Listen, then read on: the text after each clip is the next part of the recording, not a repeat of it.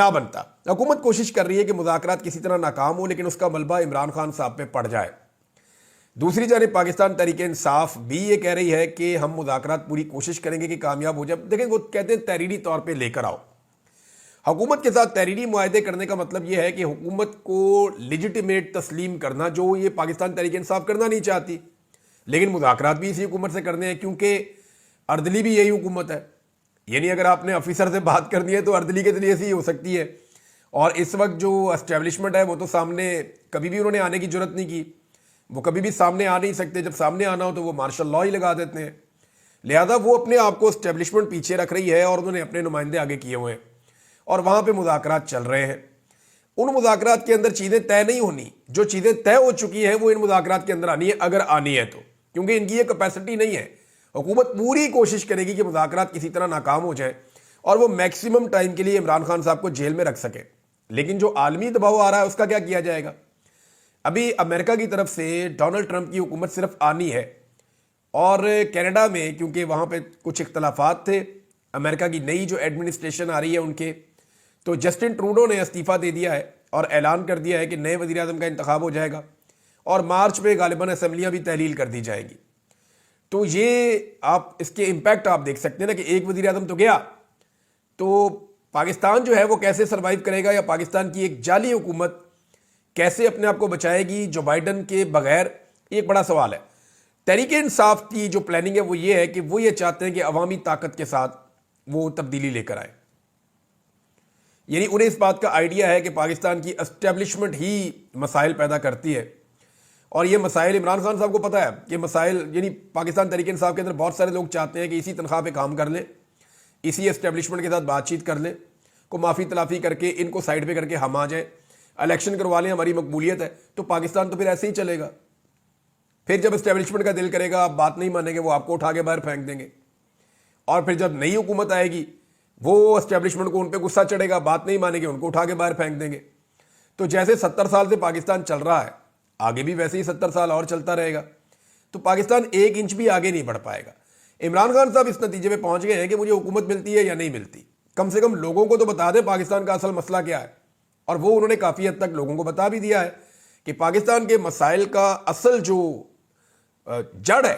وہ پاکستان کی اسٹیبلشمنٹ میں ہے، کہ اسٹیبلشمنٹ کے غلط فیصلوں کی وجہ سے جنگوں کے فیصلے غلط کیے، دہشت گردوں کو لانے کا فیصلہ غلط کیا، سیاستدان جو ہے ان کو بنانے کا فیصلہ غلط کیا،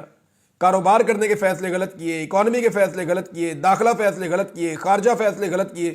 تو ہماری اسٹیبلشمنٹ کے غلط فیصلوں کا ہم خمیازہ بھگت رہے ہیں، اور پاکستان اتنا پیچھے اس لیے رہ گیا کہ اس کے اوپر اسٹیبلشمنٹ کے فیصلے جو ہیں وہ مسلط کیے گئے ہیں۔ سلمان اکرم راجہ صاحب نے دعویٰ کیا کہ عمران خان صاحب خود باہر نہیں آنا چاہتے، وہ یہ چاہتے ہیں کہ پہلے ان کے جتنے ورکرز ہیں وہ سارے رہا ہوں، پہلے ان کے ورکرز باہر آئیں۔ دیکھیں، آپ اگر نواز شریف سے موازنہ کریں یا آصف علی زرداری سے، کیا انہوں نے کبھی پتہ بھی کیا کہ ان کی پارٹی کے کتنے لوگ گرفتار ہیں جب ان کی ڈیل ہو رہی تھی؟ یعنی جب راتوں رات نواز شریف صاحب جدہ اور زرداری صاحب پاکستان سے باہر گئے، تو اس وقت کیا انہوں نے پوچھا کہ ان کی پارٹی کے کتنے لوگ اس وقت جیلوں میں قید ہیں؟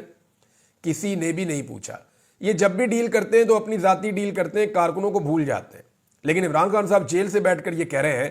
کہ جناب میں بعد میں آ جاؤں گا، پہلے میرے کارکنوں کو سب کو رہا کیا جائے۔ اور رانا ثناء اللہ صاحب نے اس کی گواہی دی، انہوں نے کہا جی فیئر بات کرنی چاہیے، اور فیئر بات یہ ہے کہ پاکستان تحریک انصاف نے عمران خان کی رہائی کی بات نہیں کی، وہ کارکنوں کی رہائی کی بات کرتے ہیں پہلے، کہ جناب پہلے کارکنوں کو رہا کیا جائے کیونکہ عمران خان صاحب کا یہ حکم ہے، اور اس کے بعد جو ہے وہ عمران خان صاحب کی رہائی کی بات ہوگی۔ تو رانا ثناء اللہ صاحب شدید مخالفت کے باوجود انہوں نے بھی گواہی دی ہے کہ بات ٹھیک ہے کہ عمران خان صاحب کو اپنی رہائی کی فکر نہیں ہے، وہ بہادری کے ساتھ جیل کاٹ رہے ہیں، اور یہ رانا صاحب پہلے بھی کہہ چکے ہیں کہ ہمیں اندازہ نہیں تھا کہ عمران خان اس طریقے سے برداشت کر سکیں گے۔ نیب کورٹ کے حوالے سے ناظرین دیکھیں نا، جو جج ناصر جاوید رانا صاحب ہیں یہ چھٹی پہ چلے گئے، اور عمران خان صاحب کا جو فیصلہ سنایا جانا تھا 6 تاریخ کو کل، وہ پھر نہیں سنایا گیا۔ اب معاملہ یہ ہے کہ عمران خان صاحب کے جو وکیل ہیں عثمان ریاض گل صاحب، وہ یہ کہتے ہیں کہ رجسٹرار سے جب ہم نے رابطہ کیا تو اس نے لا علمی کا اظہار کیا، یعنی عدالتی عملے کو نہیں پتا تھا کہ جج چھٹی پہ جا رہے ہیں، لیکن چند دن پہلے سے پاکستان کے میڈیا کے ان لوگوں کو پتا تھا جو اسٹیبلشمنٹ سے رابطے میں رہتے ہیں کہ جج چھٹی پہ جا رہے ہیں۔ یعنی مجھے تو ایسا لگتا ہے کہ جج کو بھی نہیں پتا تھا کہ میں چھٹی پہ جا رہا ہوں، تو جج کو بعد میں بتایا گیا، پہلے میڈیا کو بتا دیا گیا کہ جج چھٹی پہ جا رہا ہے، پھر بعد میں جج کو بتایا گیا جناب آپ چھٹی پہ جا رہے ہیں، تو جج صاحب چھٹی پہ چلے گئے اور پھر عمران خان صاحب کا فیصلہ مؤخر ہو گیا۔ اب اس میں عمران خان صاحب کہتے ہیں مجھے بلیک میل نہ کریں، فیصلہ دو میرے خلاف تاکہ تمہارا منہ جو پہلے کالا ہوا مزید تمہارا منہ کالا ہو جائے۔ توشہ 2 کا پورا پول کھل گیا ناظرین۔ اب اس کو میں سمپلیفائی آپ کے لیے کر دیتا ہوں، وہ یہ ایسے ہے کہ 2018 میں یہ رول تھا کہ جو تحفہ آپ کو ملتا ہے آپ اسے توشہ خانہ میں جمع کروائیں یا نہ کروائیں، آپ نے رسید توشہ خانہ میں جمع کروانی ہے۔ تو عمران خان صاحب نے رسید توشہ خانہ میں جمع کروا دی۔ اب انہوں نے چلاکی یہ کی کہ جب ان کو حکومت ملی 2022 میں تو انہوں نے رول تبدیل کر دیا، اور رول تبدیل کر کے انہوں نے بنا دیا کہ جناب تحفہ جمع کروانا پڑے گا توشہ خانہ میں، رسید جمع نہیں کروانی، پہلے تحفہ جمع کروانا ہے اس کے بعد پھر آپ تحفہ لے لیں اور رسید جمع کروا دیں بعد میں۔ رول انہوں نے تبدیل کر دیا، رول تبدیل کیا پی ڈی ایم کی حکومت نے اور اس کو اپلائی کر دیا 2 سال پہلے عمران خان صاحب کے اوپر۔ اب آپ اندازہ کریں، ایک رول آج بن رہا ہے لیکن 2 سال پہلے سے عمران خان صاحب کے اوپر اس کو لگا دیا۔ تو عدالت نے یہ نقطہ پکڑ لیا، عدالت نے کہا یہ تو کیس ہی نہیں بنتا، اور بھئی عمران خان صاحب نے قانون کے مطابق رسید جمع کروا دی، اس وقت رسید کا قانون تھا، اس نے رسید جمع کروا دی، اگر یہ قانون ہوتا وہ اس کے مطابق چل لیتا، تو یہ تو کیس ہی غلط بنتا ہے، لہذا عدالت نے وہاں پہ ضمانت دے دی۔ اب آپ اندازہ کریں کہ اس سسٹم نے عمران خان صاحب پہ کیسے کیسے کیس بنائے، لیکن نواز شریف پہ 2 کیس بنو معاملہ فارغ، آصف علی زرداری پہ 2 کیس بناؤ معاملہ فارغ۔ عمران خان اگر کرپٹ آدمی ہوتا نا یا بے ایمان ہوتا تو اس کے اوپر بھی 2 کیس بنتے اور معاملہ فارغ۔ سب کو پتا ہے کہ عمران خان کرپٹ اور بے ایمان آدمی نہیں ہے، اس پر کیس بنانے والے لوگ بھی جانتے ہیں، اسٹیبلشمنٹ کے لوگ اچھی طرح جانتے ہیں کہ عمران خان بے ایمان نہیں ہے۔ جب میں ایجنسیوں کی حراست میں تھا تو انہوں نے عمران خان کی بڑی برائیاں کی، وہاں پہ ایسے لوگوں کو بھیجا جاتا تھا جو عمران خان کی بہت برائیاں کرتے تھے کہ عمران خان یہ ہے، خارجہ پالیسی کے لیے اچھا نہیں ہے، فلاں ملک کے ساتھ اچھا سلوک نہیں کیا، فلاں حکمران کے ساتھ سختی کے ساتھ بات کی، عمران خان جو ہے اس کا رویہ ٹھیک نہیں ہے، وہ جو ہے وہ بندہ ٹھیک نہیں ہے، وہ بات نہیں مانتا، وہ سمجھتا نہیں ہے، تو وہ اس طرح کی باتیں وہ کرتے تھے۔ لیکن آپ کو انٹرسٹنگ بات بتاؤں کہ ایک بھی بندہ جب تک میں ایجنسیوں کی تحویل میں تھا ایسا نہیں آیا جس نے آ کر مجھے کہا کہ عمران خان کرپٹ ہے، ایک بندہ نہیں آیا ایسا۔ ایک آفیسر مجھے باندھ کے بھی یہ نہیں کہہ سکا کہ عمران خان کرپٹ ہے، اس بارے میں ان کے پاس کوئی آرگومنٹ تب بھی نہیں تھا۔ تو جب آپ خود مانتے ہیں کہ وہ کرپٹ نہیں ہے تو آپ کرپشن کا کیس کیسے؟ اسی لیے عمران خان پہ کوئی 180 سے زیادہ کیسز ڈالنے پڑے ہیں۔ اگر وہ کرپٹ ہوتا نا تو یہ اسٹیبلشمنٹ صرف 2 کیس ڈالتی، جیسے نواز شریف کے اوپر ایک ڈال دیا، ایک زرداری پہ ڈال دیا، قابو آ جاتے ہیں فوری طور پہ۔ جو کرپٹ لوگ ہوتے ہیں نا ان کا کرپشن کا کیس بن جاتا ہے، وہ قابو آ جاتے ہیں۔ عمران خان کرپٹ آدمی نہیں ہے، اس پہ کرپشن کے کیس انہوں نے ڈالے، ان کو پتا تھا قابو نہیں آئے گا، لہٰذا ان کو 180 سے زیادہ مقدمے عمران خان صاحب پہ ڈالنے پڑے۔ یہ بھی ایک ورلڈ ریکارڈ ہو گیا اور پاکستان کا زبردست ریکارڈ لگ گیا ہے۔ اب حکومت کو اس بات کا آئیڈیا ہے کہ ان کی کہانی ختم ہونے والی ہے، تو کہانی ختم ہونے سے پہلے وہ جلدی جلدی ایک بیانیہ بنا رہے ہیں کہ جناب ہم نے مہنگائی بہت کم کر دی ہے، ہم نے قرضے نہیں لیے، ہم نے مہنگائی بہت کم کر دی ہے، ہم قرضوں میں کمی کر رہے ہیں، ہم نے معیشت بہت اوپر اٹھا دی ہے۔ اور ہمارے جو دوست پہلے مائک اٹھا کر نکل جاتے تھے سڑکوں پہ اور جا کر پوچھتے تھے جناب لوگوں سے کہ بتائیں جی مہنگائی کیسی ہے، صورتحال کیا ہے، جب مہنگائی بہت تھوڑی تھی تب وہ اس کو بہت بڑا کر کے بتاتے تھے، آج مہنگائی بہت زیادہ ہے تو آج وہ اس کے اوپر کوئی روڈ شوز نہیں ہو رہے، اس کے اوپر میڈیا یہ پوچھ نہیں رہا۔ تو میں نے اپنے کچھ دوستوں سے رابطہ کیا ہے، ہم پاکستان میں یہ سرویز شروع کروانے والے ہیں، آنے والے دنوں میں آپ کو سوشل میڈیا پہ یہ سرویز نظر آئیں گے کہ مہنگائی نے پاکستان کی عوام پہ کتنا امپیکٹ ڈالا ہے اور پاکستان کی عوام مہنگائی کے بارے میں اب کیا کہتی ہے۔ کیونکہ جو دوست پہلے یہ ذمہ داریاں کر رہے تھے، کوئی اتوار بازار چلا جاتا تھا، کوئی پیٹرول پمپ پہ چلا جاتا تھا، کوئی یہاں کوئی وہاں، وہ اب نہیں جا رہے، تو اب ہمیں یہ کام کرنا پڑے گا۔ تو میں نے کچھ دوستوں سے رابطہ کیا، ہم یہ کام انشاءاللہ بہت جلد شروع کرنے والے ہیں اور آپ کے سامنے رکھیں گے کہ عوام کا کیسا انہوں نے بھڑکس نکالا اور کیسے یہ جھوٹ بولتے ہیں کہ معیشت ٹھیک ہو گئی ہے۔ یہاں پہ میں آپ کو صرف ایک مثال دیتا ہوں کہ انہوں نے کتنا قرضہ لیا ہے۔ یہ مزمل اسلم صاحب نے اس کو ٹویٹ کیا ہے، یہ فیکٹ ہے۔ حکومت نے ایک مہینہ جو نومبر کا ہے نا اس میں 1248 ارب روپے کا قرضہ لیا ہے،